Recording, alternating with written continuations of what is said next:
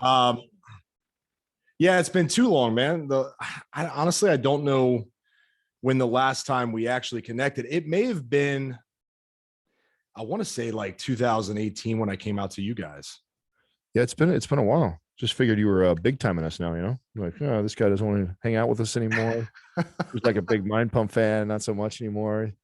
Got all famous, doesn't want to. Never, never, man, never, never, never. It's crazy, dude. It's probably on a weekly basis where you guys get dropped in some sort of correspondence between myself and someone else, whether it's like, hey, I found you through Mind Pump, or hey, I was listening to Mind Pump and your name came up. I literally just had this happen. I think it was like 2 days ago. Someone said they were listening to a show and they heard my name in some aspect. I was like, well, that was probably an old episode. Isn't that crazy? It blows my mind that what are we at? I think 1,800 episodes is what we're at, and we still have people that go back and listen to every episode. Dude, it's wild. It's insane. Yeah, it's a lot. That's a lot. I mean, I don't listen to any podcasts that religiously. And even if I did, I don't know. I fell in love with the All In podcast recently, and I don't miss any of their episodes, but they drop once a week. Right. But even them, I didn't go back and listen to their whole catalog. I just picked up where they were at when I started listening to them about I don't know, a year ago or whatever. And man, I wish I had the time to do that. I mean, I do listen to a couple. I still listen to you guys, like little tidbits and stuff, like little snippets. But I just don't have time anymore, man. I mean, I get it. If I was still a trainer and coach, I could see where you could listen to us that much because we're providing not only entertainment but education for like coaches. Mm-hmm. So maybe I would, right? I say that like I think it's crazy, but then I don't know if I went back to like 22-year-old me as a trainer, just getting started and learning the way and stuff. And if I got linked up and found this podcast, maybe I would, because I think that's the part that I think really gets a lot of people listening to everyone is that, okay, you like one of us or all of us. And then it's like, man, in every episode I learn something, And so I think that's what kind of keeps the people going back and listening to even old ones, Oh, 100%. I think it'll fast track, it'll collapse time for you too, right? You're going to pick up on so much, and you're going to eliminate a lot of the nonsense and noise that is irrelevant. And just by listening to you guys, I mean, I think my timeline sped up drastically back in, when did you guys start? Was it 2013? Yeah, we're on year 6 now. 13, okay. Doug, is that right? Yeah, 15. We started the podcast. 15? 2015. Yeah. Oh, wow. Oh, you know what it must have been? It must have been social. Yeah. No, yeah. My social. Okay. So my Instagram started in 2013. So I turned it on. This was before even, Sal, Doug, all of us all got together. Doug and Sal in 2013 were working on Maps Anabolic. Justin and I were building an app, and I was started my Instagram. So you're right. 2013 was the first time I ever posted on Instagram, Facebook, YouTube, any of that stuff. Yeah, that's right. And it was about 2 years later when everything started to come together and Mind Pump happened, and the rest. Yeah, that was the We Love to Hate Adam days. Yeah, yeah. You got to be a long time follower to know that now. Like that used to be kind of a cool way for me to test like who's been riding for a while. But now it's shit. Hardly anybody knows that. So I always got like a special, if someone can say We Love to Hate Adam and they say some stuff like that or reference a super old like thing that we called each other or whatever back in the days, I'm like, oh shit, this is an OG for sure.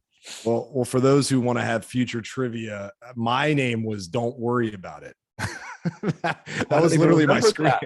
I don't even remember that. That's what it was. Oh shit. Yeah, I thought I was cool. Girls would be like, "What's your Instagram?" And I was like, "Don't worry about it." They're like, "No, seriously." I'm like, "Yeah, it's don't worry about it." So I popped on my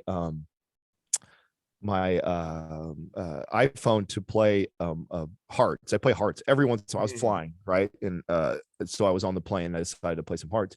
I haven't been on here in like years. Well, it still is attached to the very first, Apple iMessage profile thing. And I mean, I had to have been 19 years old or so, maybe even younger when I first created this thing. It says my handle was Crazy Chicks for Me, with the number 4. So, boy, that dated the shit. I was like, oh my God, this is old. I remember the first time that it popped up, Katrina saw it. She said, what the fuck is this? I said, oh my God, it's the handle I created when I was a teenager. It's still attached to me. So I thought that was funny. That is hilarious. So my brother and I, we played this game where we'll go back on our Facebook timelines and we'll go back to like, 2008 or 2009 and we'll screenshot our Facebook posts and we just send it to each other and we're just like pain, cringe, like what was I thinking? Like, I can't believe I posted this. What kind of idiot was I? But yeah, you can literally track your maturation, I guess, over the years. It's going to be wild to see how our kids navigate that, right? Like, I can't imagine if everything stupid I said was logged somewhere where you could go back and screenshot it. Like, thank God I didn't get involved in any of this stuff until I was damn near 20. So I missed out on a lot of that, but our kids, they're going to be, obviously evolve within all this stuff. And so it'll be really interesting to see. I mean, I think we're starting to see some things already, the social anxiety and stuff that I'm sure that it causes, and that comparison trap that I think a lot of kids are in, where they open up their social media and they're constantly comparing to other kids. So it's gonna be wild to see how we navigate this as parents and how these kids turn out in the next decade or two. It's a good segue into what I wanted to ask you about, because you're a father now. For how old's Max is going to be 3 in July. So July 7th, he turns 3. So going through I was going to say going through like terrible twos with the kids, not terrible at all. He's been like a saint. Probably the biggest challenge right now as a dad is the thing that everybody told me, but even and I'm sure you've experienced as the father, people tell you, you're like, yeah, and then you experience like, holy shit, I can't believe all that. It's like, even though they told you, once we got him into school, so we started him at 2 years old. We started him at a Montessori school, and October of last year was around, like, he was only like a month or two in at that point. October till now, he has been sick so often that I can't remember the last time Katrina and I strung 2 weeks together of health, of like completely healthy, no runny nose, no coughing, no throwing up, no anything. So, and everybody tells you that, right? Oh, wait till you get them in school. It's going to be, they're going to get sick all the time. They're building their immune system. I totally understand. I get it.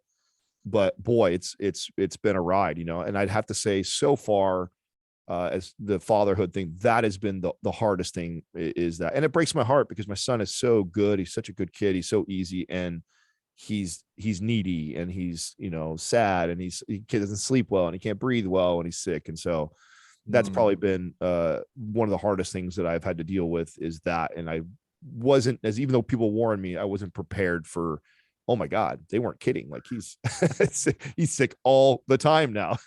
Right. Yeah. Their little bodies they're battling viruses like constantly. Same thing happened with my kids. We actually did Montessori as well.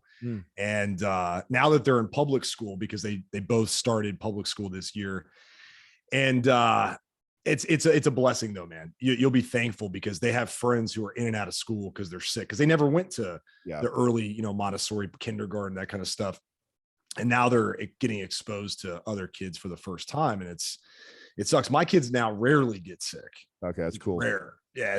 It's occasional little sniffles and stuff, but rarely, because they already established a lot of that immunity, man. So you'll be thankful for that. That's what I've been trying. That's what I've been trying to tell Katrina. So I'm hopeful for that. So that makes me feel good that you say that, because I think that's why it's weird for us, because we're experiencing it early because we went to school so early. But then hopefully, like what you're saying, is when they get into kindergarten, first grade, second grade, my kid's hardly sick because he's already built that strong immune system. So that's, I like you telling me that.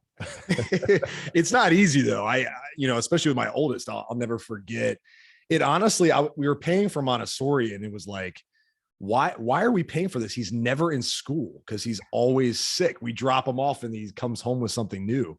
It was a nightmare for what seemed like a long stretch, but it will pass, and there'll be a lot of brighter days ahead for sure. Are you getting the urge though to have more now, or what? So we technically are trying right now. So we're trying for number 2, although, so it's going to be interesting. So what'll be really interesting is how we handle when July kinds of rolls. So my deal was, I didn't want to have too big of a gap between two. So I always wanted to, Katrina wanted to, but we also waited till we were pretty late, right, in age. So she's already 41, right? She'll be 42 this year. I turned 41. And we both agreed that, okay, we don't want to have kids really, I don't want to be the grandpa looking dude at high school graduation, right, with my walker and shit. So although I don't think it's going to happen. You won't be though. That's only 18 years away.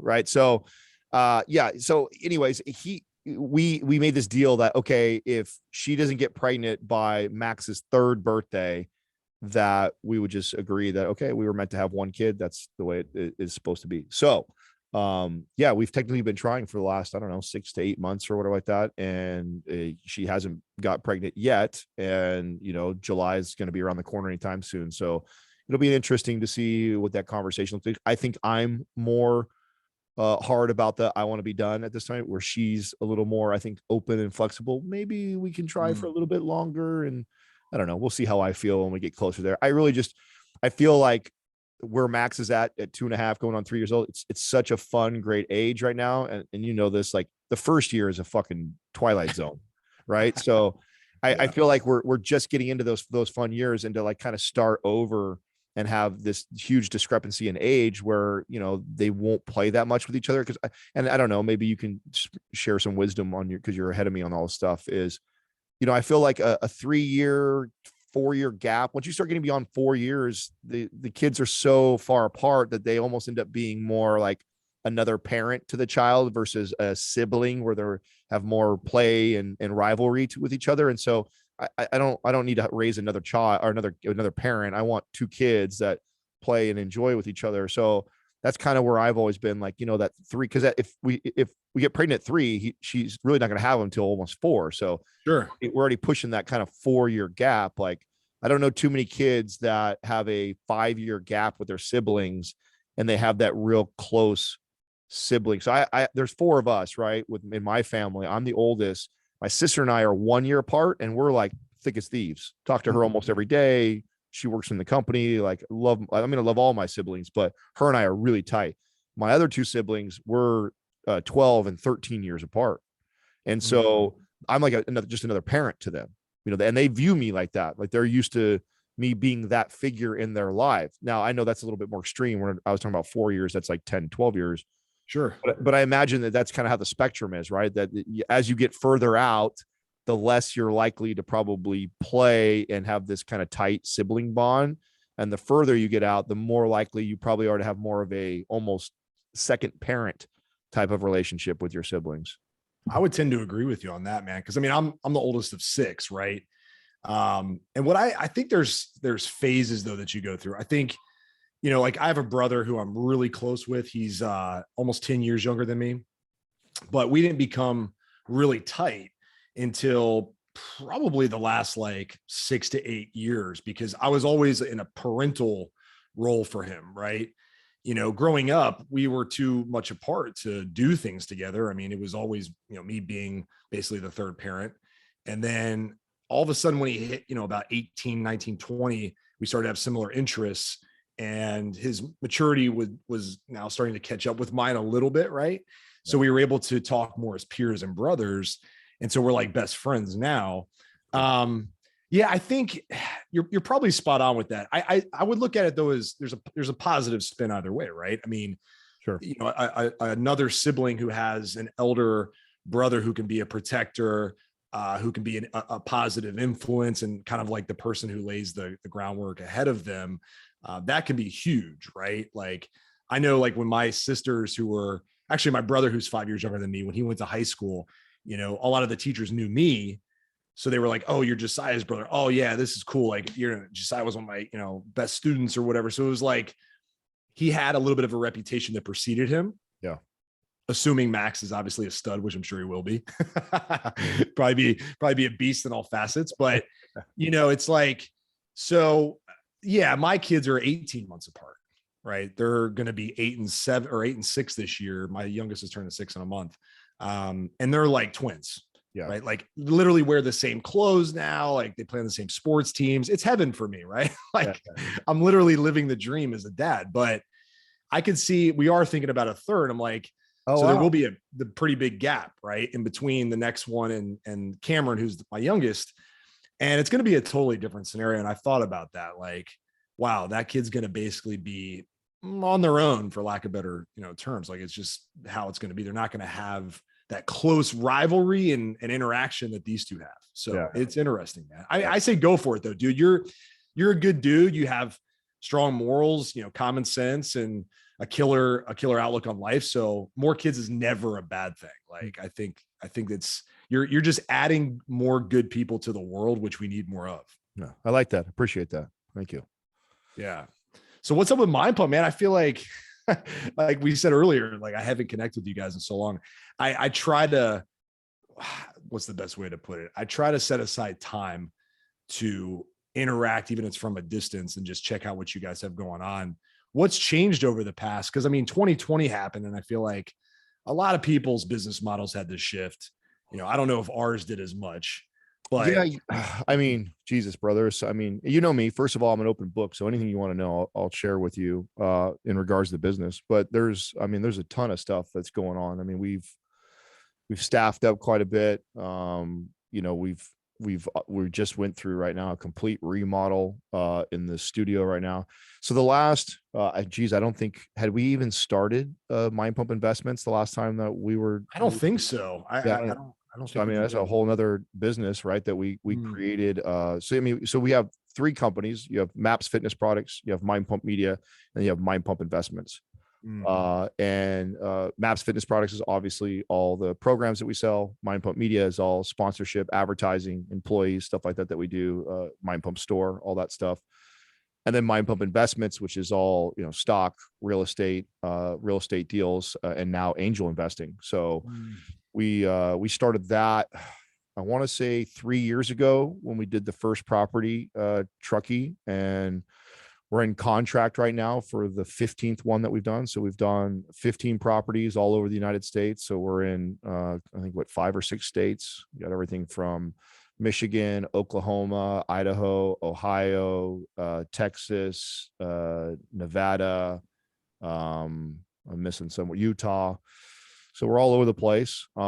Most of them are long-term rentals, although we are now moving into the short-term rental space. That's our Utah one that's being built right now. So looking to build out these high-end type of short-term rentals. So we go to a place like Park City, for example. It's a 2,700 square foot, really nice, brand new home, all high-end stuff that's in it. We're going to have it completely outfitted with the cold plunge, sauna, steam room, jacuzzi, movie theater, Juve lights, Uller beds, like the works, right? So we're going to integrate all of our partners that we've built relationships with over the last 6 years into these to make it like this whole experience of going there. And obviously we're going to go to destinations like Park City, the Tahoes, the places that Hawaii's, the places that people really want to go. And this is the first one that we're building out. And so this will be really interesting. I hope that it takes its own legs and becomes another a whole nother revenue stream and different business model. So we did that.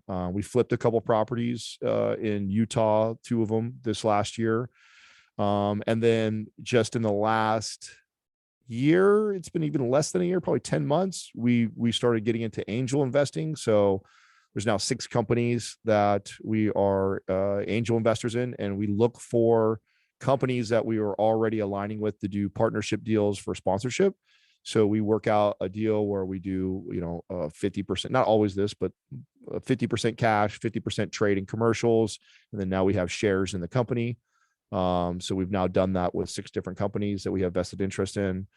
And we did stock a little bit the year before. This last year, we kind of stayed out of that. So you got that whole side that we're doing that. We partnered up with hormone therapy. So we found Dr. Rand and Dr. Todd, who we thought were some of the best hormone specialists that are out there. Obviously, you and I have talked about this before. We saw the writing on the wall where it was going, that, I really think that these hormone clinics are what like marijuana clinics were just 10 years ago. And that it's still kind of gray. It's still kind of taboo. A lot of people don't know everything about it. And so really, we were all interested in being early adopters of that. So we partnered with a company that we have a great deal with. They provide incredible service to our community. So it's a free forum, Mind Pump Hormones. People can go on there. The doctors go on there twice a month, answer live questions. They're in there every single day answering the community. So it's an incredible free resource that we now provide for our community. We're building a wellness one where we are partnered with Dr. Cabral and his team, and they're going to basically do these. We worked at the same type of deal where they will come in, except for he's going to be bi-weekly. He's going to come in there and answer live questions, and then daily his team will be in there answering questions. Again, another free forum where he's going to answer everything's from gut health to blood work, how to read panels, all that stuff. That's awesome. Yeah, so we've been doing. I mean, we did a lot, man. We slowed down the real estate thing, even though we're in contract with a new one right now. But we had slowed that down and really started to reinvest back in the business. For the most part, we had really grown organically. We've done a good job since day one of being kind of on a shoestring budget. We don't blow a lot of our own money. We even held back from paying ourselves a lot of money and really kept investing it and putting it other places. This year, we all kind of said, okay, we've got ourselves, we got everything set for our families. We got everything set for long-term investing, even if this thing were to implode. Okay, now let's start taking revenue and putting it back into the business. And so, we've hired 3 editors on that side. Just recently, we've brought more people on the team to support our customer service side, production side. So yeah, we've definitely been kind of focusing on that area and really trying to bring up the content on the show. Like we see the opportunity for podcasting on YouTube now. It's becoming a popular place that the younger generation actually, and here, let me tell you that one of the things I always like to share the stuff that we fucked up or we didn't do right. Like we, for the longest time, thought recording ourselves on the podcast, that's stupid. Who wants to watch guys talking on a podcast? Like, you listen to a podcast. Well, I was wrong, so we are all wrong on that. There's a huge audience of people that would love to see the show. And so we noticed that as soon as we started publishing it on YouTube and started that whole second YouTube channel, and that started to rapidly grow. And so we really started to put a bunch of time. I mean, next time you come up here, you have to see this place I'm looking at probably 100 lights above my head. It looks like a set at Hollywood, with all the different colors and things that it can do. Like, none of them are on right now, but when we get on the show, it does all kinds of cool stuff. And so Doug couldn't wait to spend a bunch of money on lights. He'd been chomping at the bit for like the last 2 years. As soon as we gave him the green light, he's like, I know a guy, here we go. So he got his list ready to go. Yeah, he was ready to go. So, and I gotta say that now that I've seen the finished product, in fact, tonight, so in 3 hours, the first episode of what the pretty much final, although we have some small things happening, the final kind of product of what the show will look like, you'll see tonight on the YouTube channel. Get an idea of like what we've done as far as bringing up the look of the podcast. And we just think that it's moving in that direction. And that whole side. So when we started to really push on YouTube, it's like a total different business. So I mean, the YouTube channel, the podcast I'm talking about, I don't even I'm concerned about the Mind Pump TV, which has like 600,000 subscribers. The one that has 250,000 subscribers, the podcast, the show, that's adding anywhere between 500 to 700 new subscribers every day. And that is now generating, probably, it's hard to get like really specific, because even as sophisticated a software we have, it's hard to know where someone first found us. Like, did they read a blog first or whatever? Sure. But I would say it's contributing close to 50% of the MAPS Fitness product revenue from that YouTube channel. So it's rivaling the podcast already in size. Yeah, already. And it's, yeah, so it's and they're different people. There's there's a group of people, a percentage of people that just watched on YouTube, and there's a percentage of people that only consume content on the podcast. And it was a bit naive of us to think that that wasn't like that we would just kind of focus in this one area. And so looking back now, I go, damn, we should have really put energy towards the video aspect of the podcast earlier on. Although, I'm a believer of everything happens for a reason. I don't know if we were ready yet. Like, I think that we've come a long way, the way we communicate on the podcast. And I don't think we were good enough, say 3-4 years ago. And I think YouTube is really, the podcast, if we sound terrible on the podcast and we offend you, or we're not your cup of tea, I don't have to deal with any of your comments. There's no running thread of like people that just listen to your podcast episode and they're like, oh, this guy Adam is an idiot. Like there's nowhere for you to keyboard warrior me, right? But on the A lot of that on YouTube. on the YouTube channel, there's a lot of that, you know, a lot of chirping going on. There's a lot of that going on. So I'm not gonna lie, I was a bit nervous to put the content out there because I'm like, I don't know if I'm gonna be in the mood to open up YouTube every day and be told how stupid I am or how much they don't like this or that. And we've been well received. I've been blown away by I still pinch myself and go like, is this really YouTube? Because I cannot believe we don't have more negative comments. Because if I look back to our original channel, Mind Pump TV, and look at all the comments on there, boy, they were vicious when we first started. I mean, it's more negative stuff than positive stuff, where that's not happening. We're getting great response from the community and people really enjoying the show. And so, you know, even though I say we should have started it earlier, you know, it was probably meant to be. We needed to refine our skills a little bit more, maybe, so we didn't get all that hate. And I think that's part of why it's doing well. Yeah, it makes sense. I would think, you know, video wise, it just builds a stronger connection, right? I mean, Sure. people learn differently. Some people are visual learners, and when they're listening or trying to digest something, they're not digesting it as effectively as they would if they could actually visually watch you talk about it, right? Yeah. So you have a huge part of the learning experience. And I mean, think about like all the major junk TV shows out there where people just sit there and ramble on about God knows what stupid stuff. You know, people will tune into a lot of things, and when it's high quality, oh man, it's going to explode, right? Especially you have a huge audience for it. I mean, I think the timing couldn't probably be better because of all the migration that took place in 2020 from people going, oh, I need to get into the online fitness space. People's health is in jeopardy. Everyone's worried about health. Like fitness exploded. So you guys refining your skills and then saying, hey, now let's take this to YouTube and start to build our platform there with it. You know, I mean, that's massive, man. Yeah, no, I totally agree.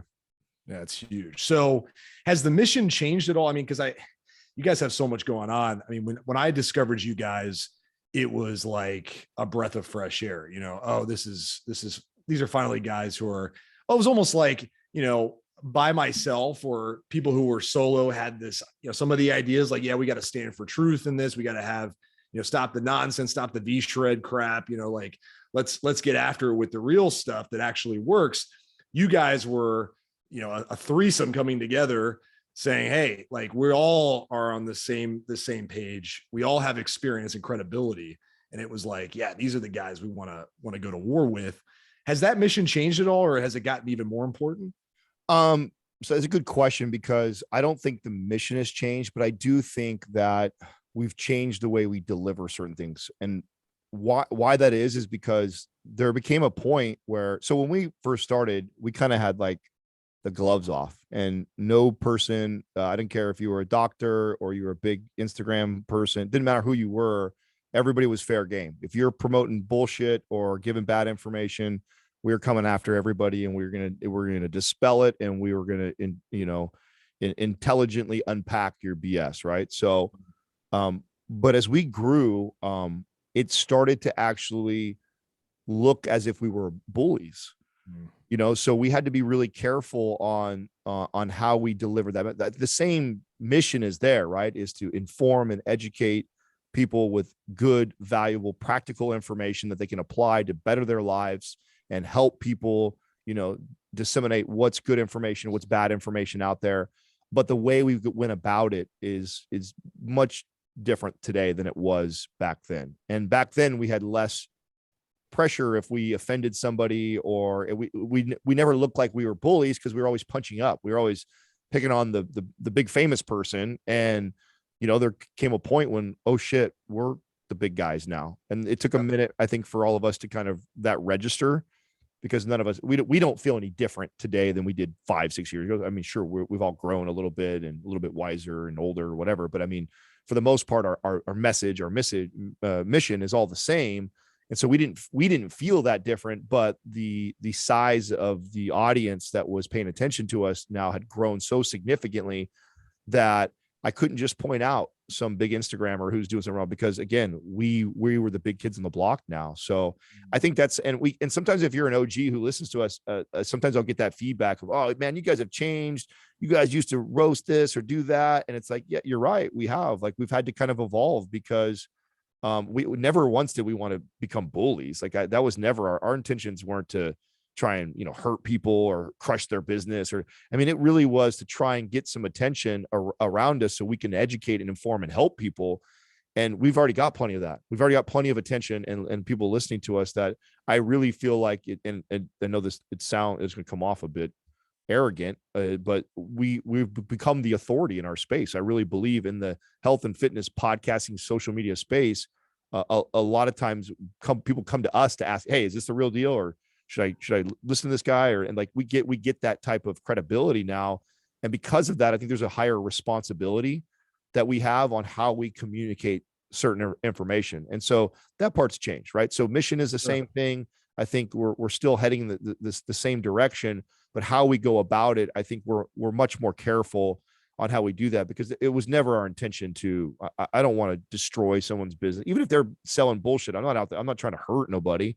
I want to help the people that are unaware, uninformed. So that we had to change that a little bit, so we weren't just punking people, because I know we got to a place where we could like shut somebody's business down. I mean, somebody who has worked real hard to build a little social media following, has got 10, 15,000 people following them. They got a nice little livelihood for themselves. And if they were promoting garbage or BS, I mean, we come in and say it's garbage and BS, and like their thing would, and it's like, whoa, okay. The desired outcome was not just to hurt people or hurt families or hurt someone's livelihood. It's more to help the other people who are unaware. And so we've just I think we've tweaked that a little bit. And if you were somebody who was tuning in early on, and then you've kind of checked back in, because everybody thinks you changed. Oh, you've changed.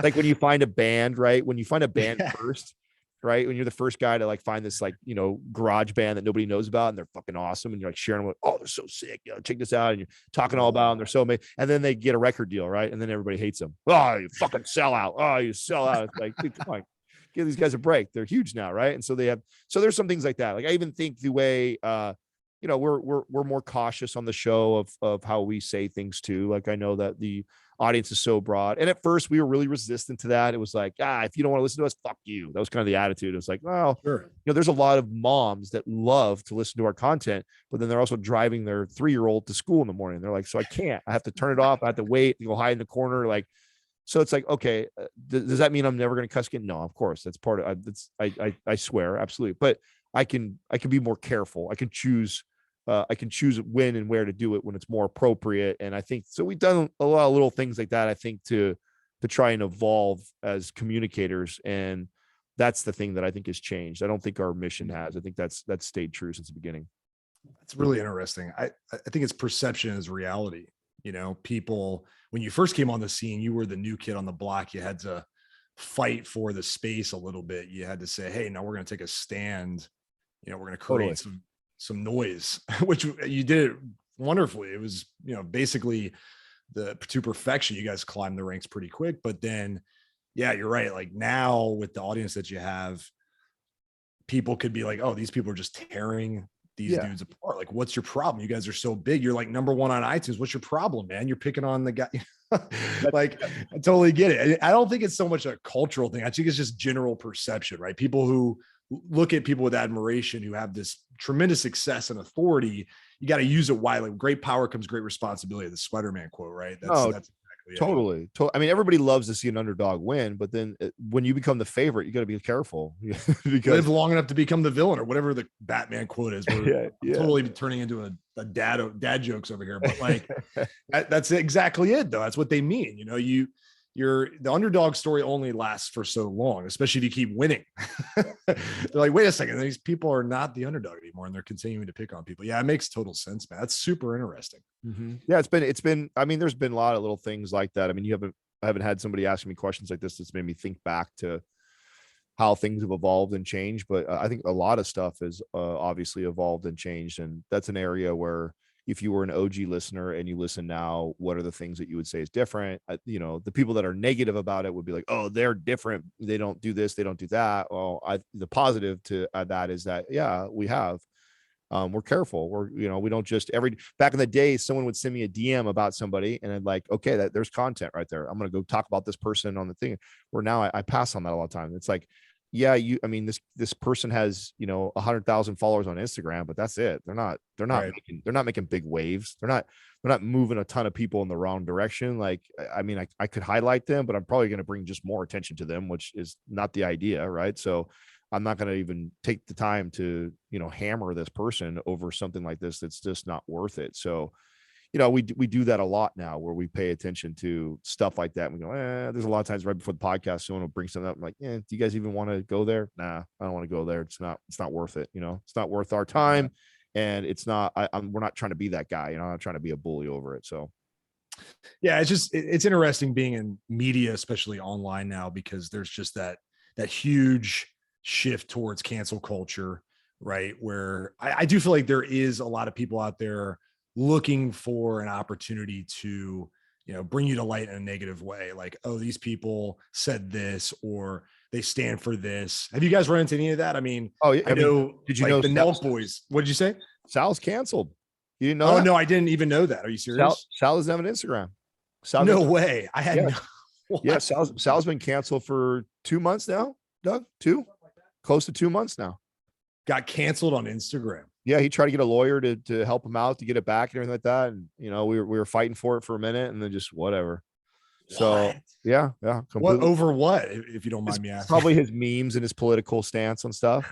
So he just, again, he got he's got enough attention and eyes on him that and he was obviously during this last 2 years, it's been so polarizing and so political. Sure.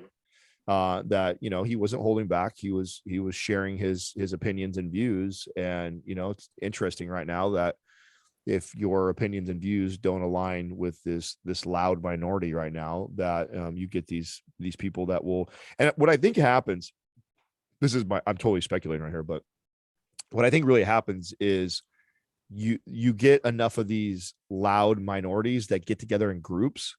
And if enough people report anything, it doesn't even have to be offensive, but enough people report on it, the algorithm just picks it up. It's not like I think some people think like there's this angry, woke kid sitting behind a desk who's just like, yeah, I'm canceling Sal. So I don't think that's how it works.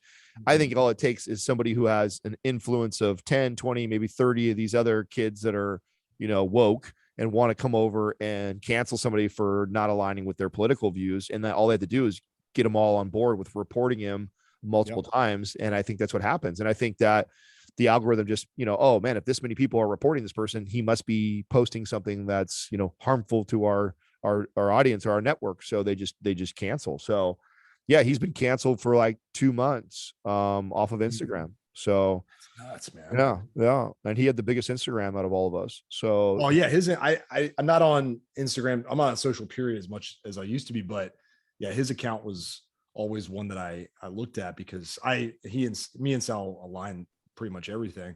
That's crazy. I had a similar experience with Twitter. I'm not canceled on Twitter, but my account got shut down for about a week at one point. They let me back in.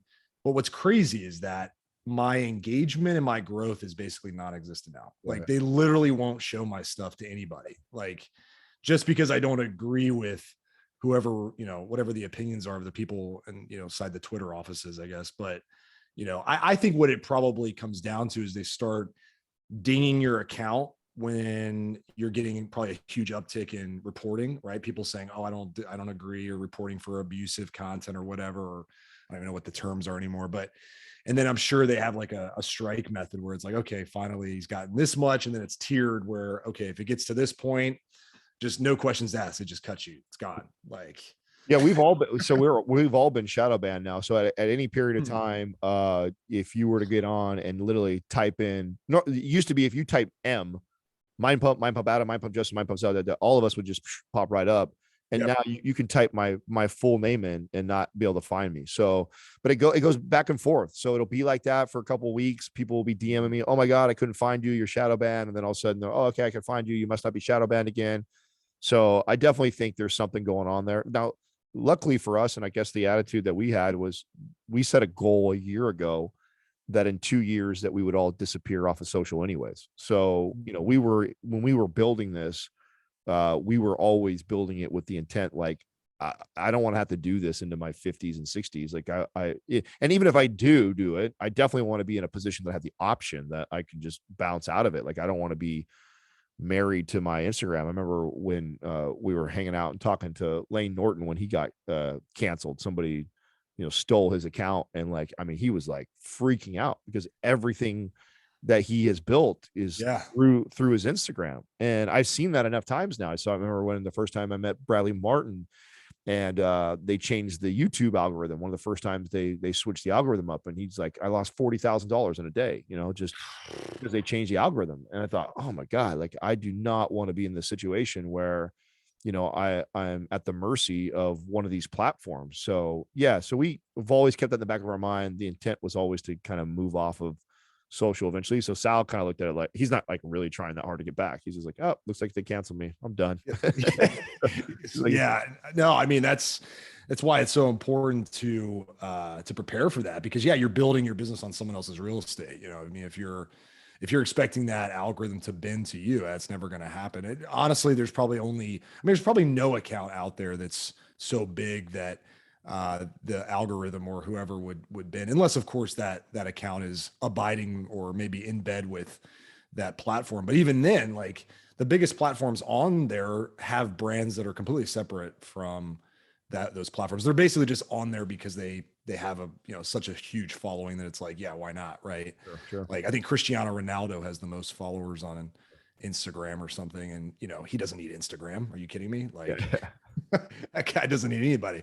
Right. So I think, becoming as independent as you possibly can, even just making sure your damn email list is dialed in so you have some kind of ground to stand on if that ever gets pulled out from underneath you, is so important, man. Totally. Yeah, that's crazy. I didn't realize that. The cancel culture, man.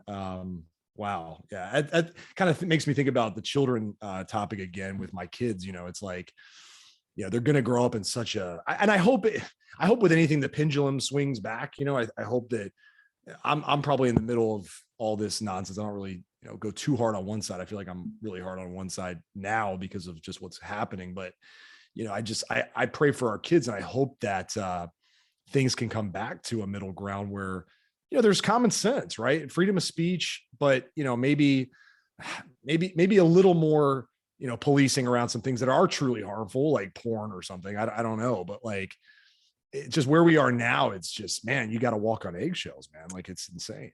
Yeah, I think of the three of us, I'm the most optimistic about it. In fact, your pendulum analogy is what I use on the show all the time. I say that, I mean, this is just part of it. I think that, if you were to look back 15, 20 years ago with sexism, racism, bullying, all these things, we were so far extreme on one side that it needed to be fixed, or we needed to have some attention brought to it. And then naturally what happened was we overcorrected, and now we've swung to the other side, to the other extreme. I want to believe, and I think we are that far, we're so far left now that the pendulum's going to come back. I think we're going to see that. I think we're going to see that in the elections coming up. I think the red wave everybody's talking about of the conservative side, I think you're going to see that. And I think that's very a natural ebb and flow. And I think anytime that it gets to the ends on either side, whether that be left or right, there's this crazy outrage or fear of, oh my God, what are my kids going to be like? And this is going to be not like, and at the end of the day, I think if you're a good father, like you're going to be fine. If you're a present father, like you're aware of this stuff, you're concerned about these things, you're educating and you're teaching your children. Now, if you just threw your kids out in the world and said, let school teach them only, or let the news and social media teach them, then yeah, I'd be worried for you. Because if you didn't have a role model or a parent figure in your life, then yeah, who knows what kind of kid turns out if social media is raising them. But for all of us that are active parents, that are concerned, that care, that are teaching our kids, they're going to be okay. And I think that they're going through an extreme time right now. And I think that, and what will probably happen, the red wave will come, we'll probably overcorrect and go to the right too far. And that I think I that's just how I feel like it always pans out. And when you're in it, it always feels the most extreme. Like, if I know there's somebody who's listening right now is just like, oh my God, but this has never happened in history. And they have all these stats to list off of like how crazy it is this time. It's like, dude, that's every time. And it's not those specific things. There's always something you can point out that is so alarming. And I think that's just what happens when we live in a democracy like that. And that's the good part of a democracy, is this ability to kind of go back and forth. So I'm optimistic about it. I think that but I've been equally frustrated though too. So it's not like I totally understand those that have been outraged for the last year or two, because it's been really frustrating. I mean, dude, I am a fucking super diehard Warrior fan. You know this. And I go every year, I go to tons of games. I didn't go to a single game, dude, because I didn't get vaccinated. So, and now that's gone, right? You can go now. Yeah. Now I'm gonna go. But your ass, I'll be there in the playoffs now, right? Well, the pendulum is starting to swing back a little bit. Right. And so it is coming back. But I mean, so I've been just as frustrated. And the way I look at it is, okay, well, you don't get my money. If you're going to be a service or a place that you are going to enforce these type of laws and rules, then I'm not for it. My best way of voting is with my dollar. So I'm not going to spend money and go there. You change the rules and laws in the direction of things that I think are more fair, or what I like, well, then I'll spend money that way. So that's kind of how I look at it. And I definitely have been through it the last couple of years with everybody, and I understand, but I'm optimistic. I think overall we're all pretty good humans. And I think and what's got me to think like this too is I have a lot of friends that are completely different political views than I am.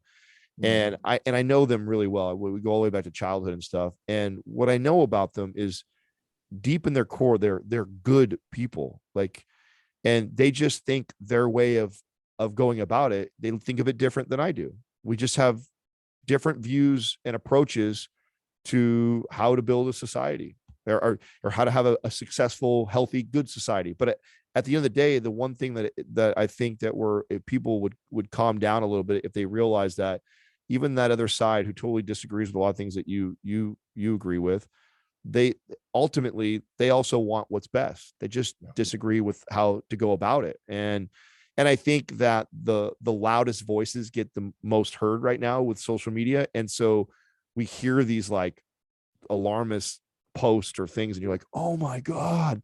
And it's like outrageous, whether it be left or right, outrageous right, outrageous left. And you're like, holy shit, this is so crazy. But then if you step away and just think for a second, wait a second, first of all, not even a majority of the world has Twitter. Not even a majority of the world has Instagram. Okay. It's already less than the majority have this platform. And then of the people that are posting every day crazy and putting alarmist shit out there, like, do they really represent most people? I don't think so. And I also think that's what has happened, not to get too political or anything, but that's what I think has happened to this current administration, is they have responded to the extreme minority, so much that they're going to get their asses kicked in the next election, because they made a mistake of thinking that some of these dumbass rules and ideas that they attached themselves to was the majority, and it's not. The majority, most of us are going like, no, this is crazy. All of us wanted to be safe. All of us didn't want to hurt others. Like, I think at the root, most of us had different ideas on how to do that. That's fair. That's fine. But most people don't want some of this extreme stuff that has came out in the last year or two. And I think they're gonna get their asses clean because of it, because they attach themselves to this loud minority. And I think for those of us that are not into politics and are just everyday people that feel like they've been influenced by it, you just got to take a step away sometimes and remember that is that, right now, never once in history have we had this ability to be so loud. It's like with social media and everybody being attached to one of these platforms, like I mean, look how quick, how crazy was this? We were all one day, everybody, every news outlet, every social media platform, every conversation was being held about Ukraine and war. And like, oh my God, are we going to go to war right now? What's happening? And then the next day, Will Smith slaps fucking Chris Rock. And then that's the conversation for the next 5 days, consistently all over everywhere. Like, that's how, like, never has news been able to turn on a dime like that and just move that many millions of people at one time from one topic to the next topic. And so you just got to be careful to know that we're being manipulated in these directions for other people's benefits, and to not allow it to affect us too much. So I just think that there's going to be a lot of conversation around detaching from your phone and the media and stuff like that in the future, I think it's going to be paramount in your mental health. If you do not learn to shut down for a while and get away, just like you said earlier, that how you gotten off of social, I think that's going to be the message, dude. I really think that the next 5 to 10 years, our space is going to be communicating digital wellness more than anything else, because I see it as aside from processed foods and overconsumption and stuff like that, as far as like one of the things that's killing health, like that has to do with obesity. This is mental health. And I think that we obviously have seen all the studies on where that's heading. And I think the number one way to mitigate that would be to have some digital wellness and practices put in place to separate yourself from all that garbage. Dude, yeah. I think we talked about this back in whenever I was out there. I had said, I think there will be places you can go to detach from social, right? Because it will become a need as this pendulum once again swings back and people are like, holy crap, I'm literally on my phone 10 hours a day. This isn't doing me any good. And I'm comparing myself to literally everyone and comparing my, behind the scenes to their highlight reels. My brain can't handle this. And it's not meant to handle this. Like, let's just be honest. I think that's a big problem too. I don't think we're built to handle, number one, having a platform, right? All of us have a platform now, everyone.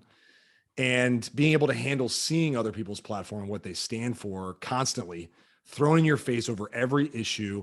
And the loudest people in the room tend to become the most, published. And then all of a sudden we think the world's ending. I think there's probably 4 groups of people, right? There's, instead of 2 sides, there's the 2 groups that, yeah, we disagree on some things, right? Like I have best friends. I just spent a whole week with a family that we have different political views, but we're best friends. Like our kids, like they play together like they're brothers and sisters, right? Like they love each other and they're amazing people. They just disagree on political issues. Cool. We can get past that. We're best friends, right? But then there's the 2 extremist groups, right? So it's like those 2 come in and they disrupt everything. They make us seem like we're nuts, even though I'm like, dude, I personally, like not to get political once again, but I don't think Trump like somehow lost the election because of fake votes. I could be wrong, right? I think it was just a lot of people hated Trump. Yeah. Like, okay, cool. Like it was just an extreme amount of people voting because they were stuck in their house for so long. They come out and they vote like crazy. Now I could be totally wrong. I don't really care. He lost, period. Doesn't matter. We're past it. Nothing we can do. Yeah. But all these people who are like, no, the day's going to come. Trump's going to come out of the sky and save the world, or, QAnon or whatever. I'm like, dude, you guys are nuts. Like you're focusing on things that are probably 1 in a billion chance of happening. Yeah. Instead, let's focus on people maybe who have common sense, who could come in and run next time, right? That we could get behind. That would be great. Yeah. But it just clouds everyone's thought process. And it makes, even the, liberals that I'm friends with, they're cool people. Like we hang out with them all the time. They're awesome. Like, yeah, maybe some got the vaccine. I know some who didn't. Right. But, and some stood for things, whatever. So it's like, yeah, we gotta step back and realize that social media in general has just created this like absolute shit show of everyone screaming and trying to be the loudest one in the room. And you're right. The current administration has, for the most part, and there's some things they've done that maybe has been okay, but like they for the most part have just sided with the extremists and just to appease. I don't know what, maybe it's to get clicks for all I know. I have no idea. Right. Like we don't know. It's all a game of attention. Right. Yeah. I think they're just as guilty as a lot of people are, which is listening too much to the loud minority. I think sometimes that loud minority seems like it's bigger than what it really is. So, and I don't think that political parties are, any less susceptible to that. I think that they get sucked into the same exact thing. Totally. So, yeah. But I'm optimistic. I believe that it'll swing one way and then back. So, I mean, I think that what we're seeing with Biden is, Trump is what gave us Biden, Obama is what gave us Trump. I mean, that's just, if you go back, it's like, it's always, this back and forth. So we'll see what happens next, man. Yeah. I mean, once again, it's worrying about what's in your control. I mean, I'll vote, but I don't sit here and like, study up on campaigning and, I just say, I'm going to focus on what I can do in my home and protecting the assets we have here. And that's really it, man. What are you most excited about this year? What's like number one? So I mean, it depends on what we're talking about. If we're talking about business stuff, I'm really, really excited about the things that we have invested back into the business as far as like the people. Like, this is the most people we've ever hired at one time. This is the most like partnership deals that we have going on, like other investments that we have. Like, we have so many things that are kind of, and here's the thing that I'm very well aware of is that there's a good chance that probably 60% of it's not going to work out the way I want it to work out. You know, that I've got too many irons in the fire, and there's no doubt that they're not all going to be successful and crush, although I'm going to approach them all with the attitude that they will. The like, statistically speaking, some of those are going to fail and stuff, but never once have I think we put this much energy and intention around the actual business. It's this whole time, I think we've been trying to just organically grow and, you know, be smart, put our money away, invest it, kind of thing like that. And now that I think that we've built some security around the business, I think we feel pretty confident that we're here to stay. I think we're getting a little more aggressive with how we really push the show and invest back in the business. So I'm really excited just to see how this year unfolds. I mean, we're off to, you know, record breaking quarters, and, you know, off to see, obviously should be our biggest year ever. So I'm really excited to see how that unfolds. You know, things that I told you with the real estate stuff, I can't wait to see. So that's been a passion of mine well before Mind Pump. So selfishly, I have a little more like if you were to talk to Sal and Justin and Doug, maybe they have different things. But at one point I was going to leave to be a mortgage originator, and I was going to do loans. Right. So there was a point when I wanted to, so I read like Rich Dad, Poor Dad and Real Estate Riches and, you know, Real Estate for Dummies, all that stuff when I was like in my early 20s, because I was going to leave to go do that. Never did. Stayed in fitness. Glad I did. Stayed in fitness, but I've always had this itch to really get into that space, and just I love it. I like what I listen to Bigger Pockets. When anything people ask me about podcasts all the time, they're always asking me, thinking I'm gonna have like these fitness things to tell them. I'm like, I listen to Bigger Pockets and the All In podcast. Totally not fitness related at all. They're a bunch of investing nerds and real estate guys and stuff. So Yeah, that's the things that I'm like, I'm all juiced about. So I'm really, really pumped about those things that we're working on, because I just think, I mean, think about this as a dream, right? If we can structure this well, we potentially could pick up, you know, 5 or 6 properties all over the United States in the 5 or 6 most desirable places any of us selfishly want to go.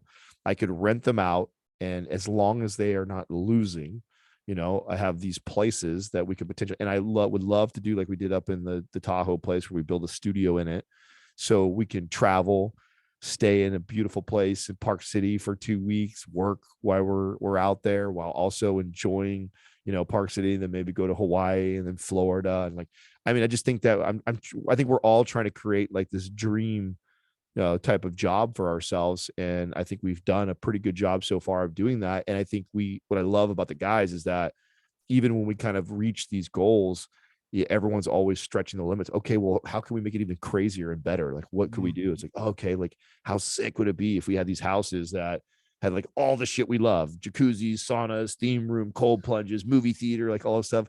And then we actually make money off of it because we rent it out. And then on top of that, we carve time aside, you know, for us to go out there and detach and enjoy ourselves and be with family and stuff like that. So I'm pumped about that. I mean, I think that side is going to be really fun to do that. It's been a blast watching Sal with his book. Like he's starting to really move into it. And he just picked up some business coaching to help with his kind of like, speaking to audiences and stuff like that. So I think he's going to start doing a lot of keynote speaking in the future. So I'm really pumped with what he's doing there. I know Justin's working hard with trying to get this place all completely revamped. I think we're going to move to a place where this is going to be like an experience. So we're going to start having live audiences come in.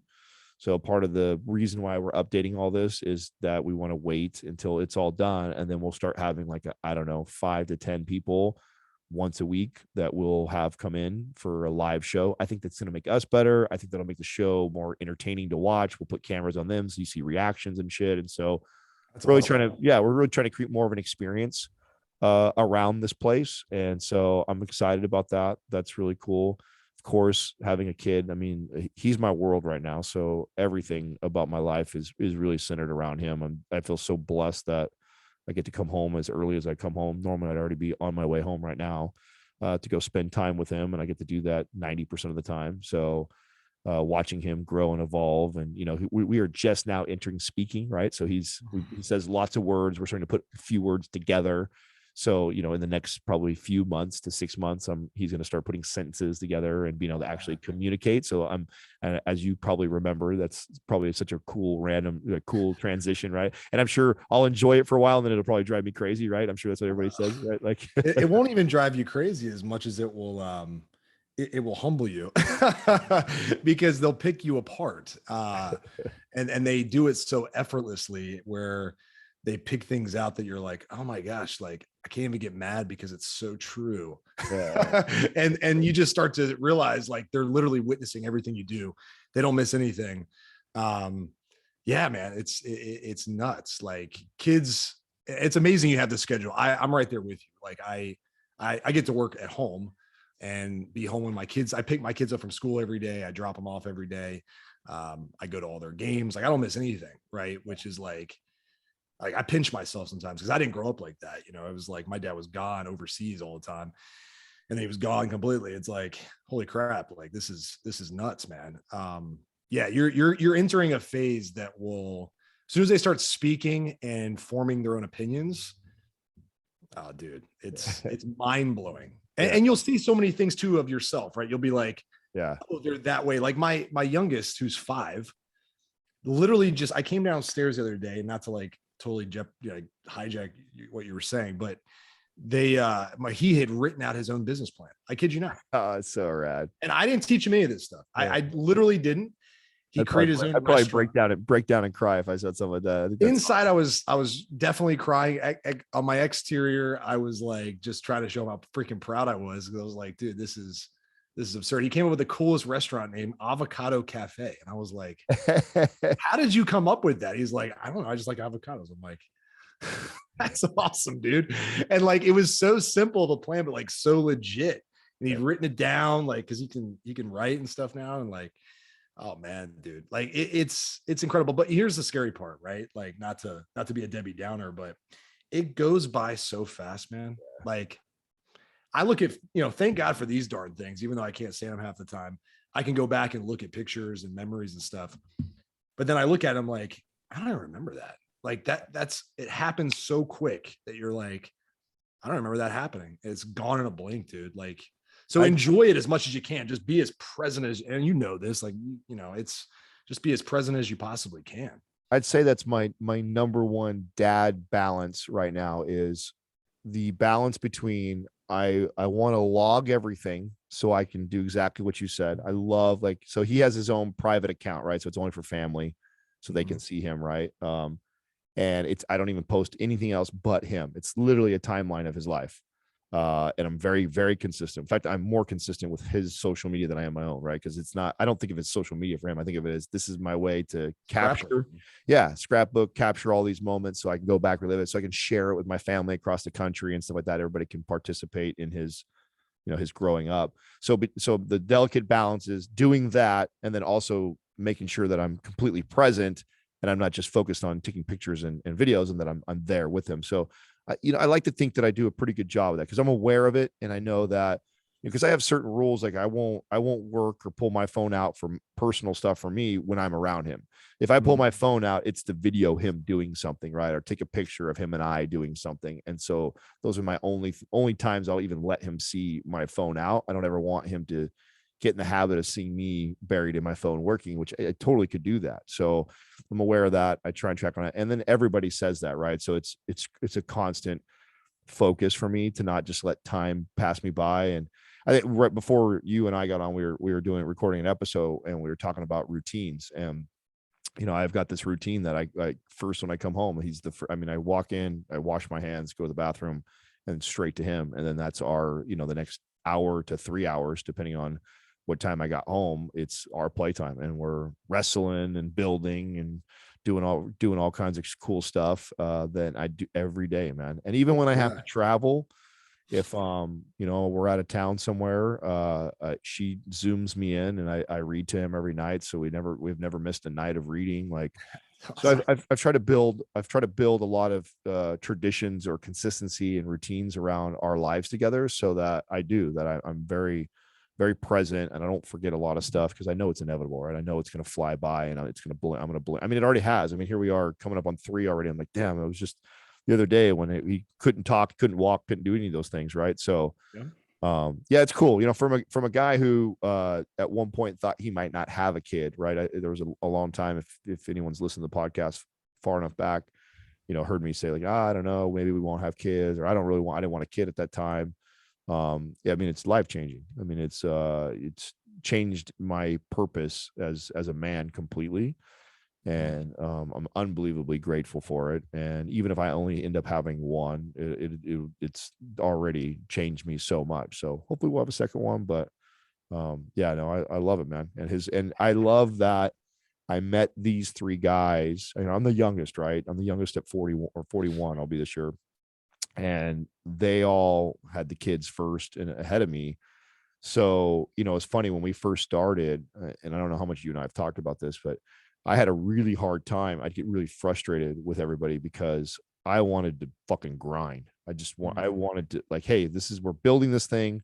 It's going to take a while before it's really cranking and generating. I was totally aware of that. And I was like, let's camp out here, work bell to bell, and because then we'll get there faster. That was my thought process. It was like, let's just write off the next year or two and just bury ourselves into this thing. And they just refuse to do that. They're just like, nah, I want to build this thing around my life. I'm at a place in my life where I don't need to do this podcast thing.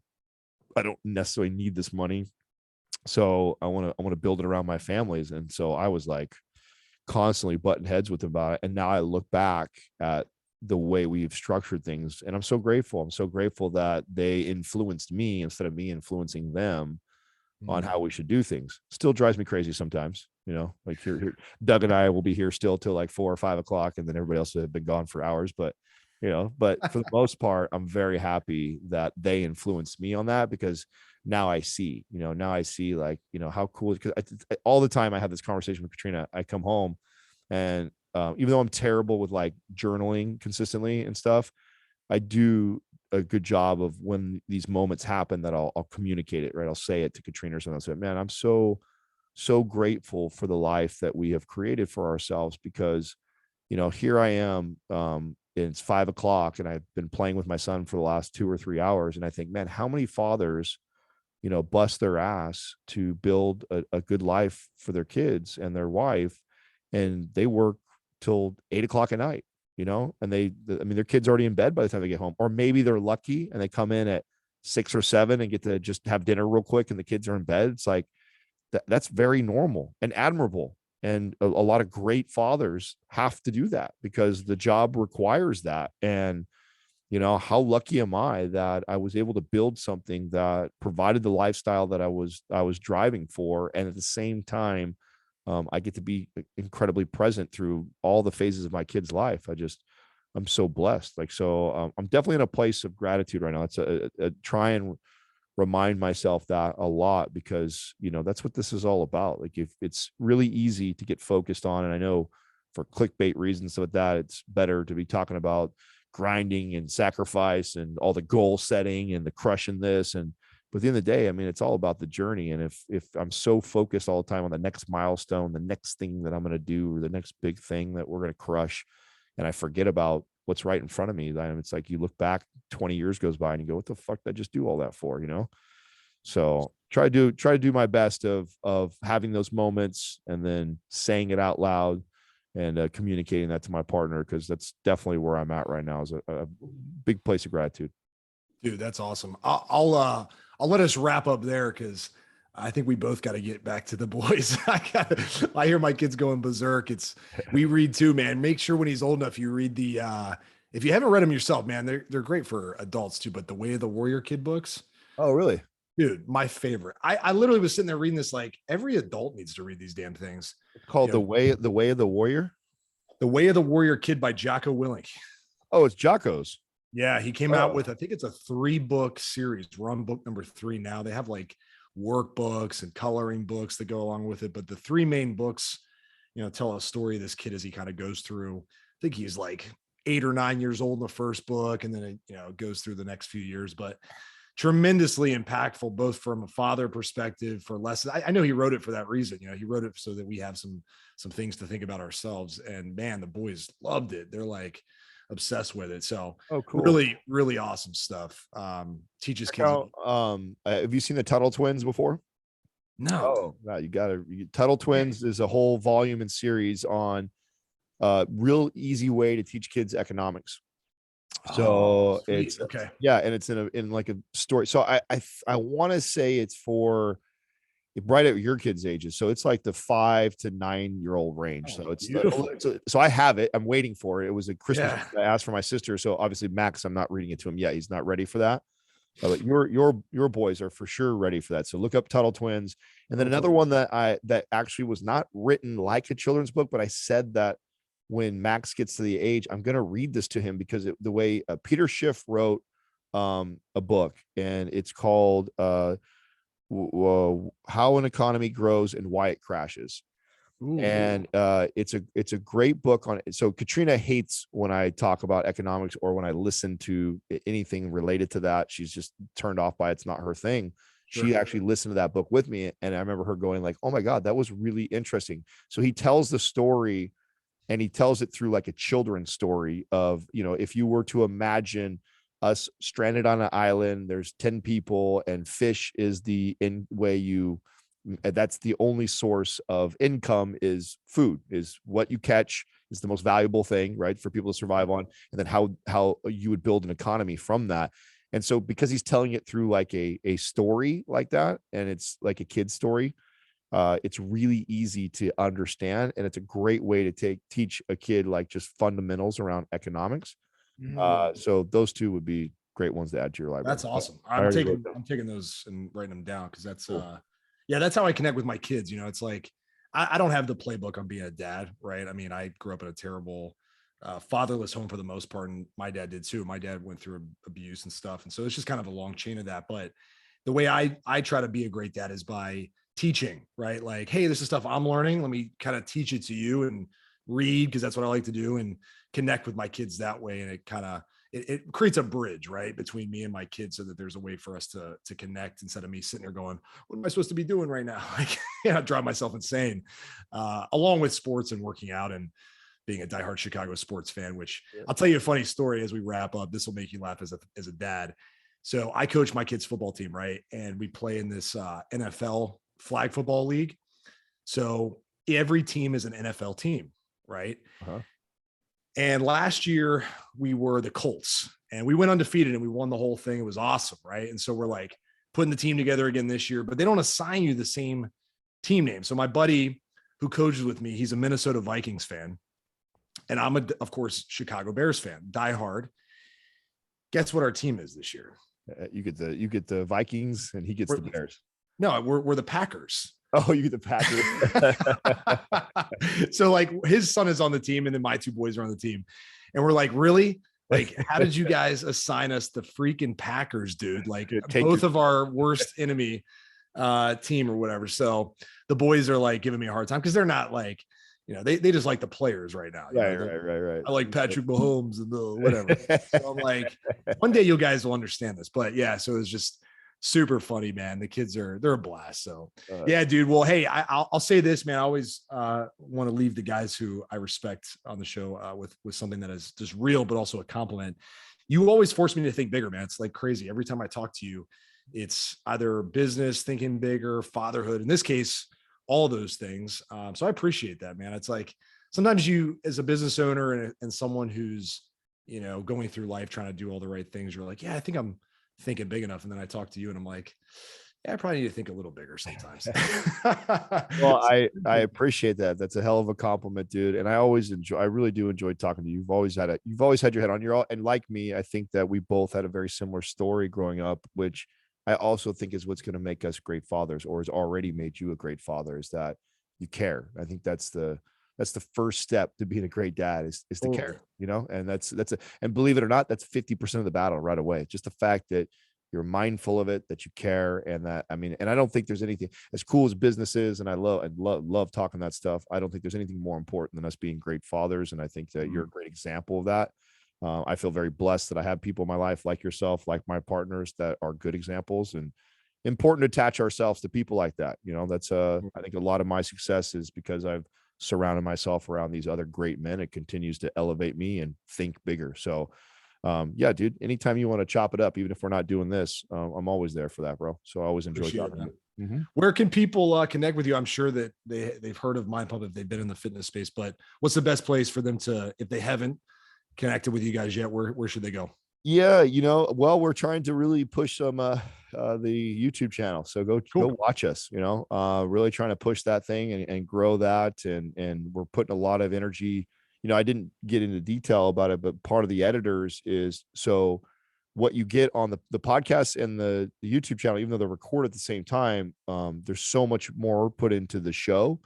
So there's 2 editors on there that, so now when we communicate something, Sal talks about a study slides up. We're referring to a Netflix series we just watched, the Netflix show pops up. So we're trying to make it way more engaging. So I love for people to go check that out, and I love feedback. So what you like, what you don't like, I'm totally open to hearing your opinion and stuff.